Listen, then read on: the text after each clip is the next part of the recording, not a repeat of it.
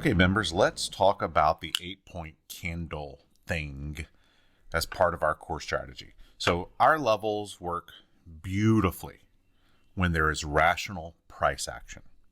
Okay? When there is irrational price action, I recommend you don't trade. The early warning sign to irrational price action is when we have an 8-point candle. So in our essentials indicator, under styles, there's a setting you can put for 8-point candles.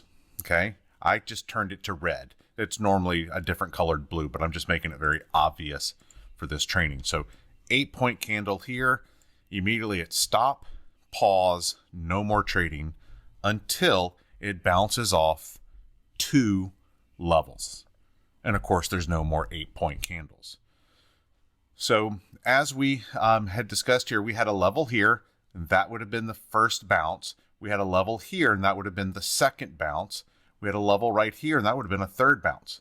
So anytime after 2 bounces, after an 8-point candle, you can resume trading.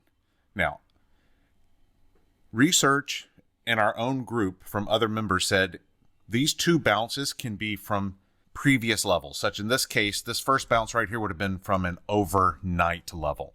I tend to encourage you to do 2 bounces from newly created levels during the RTH session, but other members have noted that as long as they wait for 2 bounces from any level, whether it's from the overnight session or whether it's newly created, whether it's on a 1-minute or a 3-minute, whatever, you wait for 2 bounces, then you can resume trading.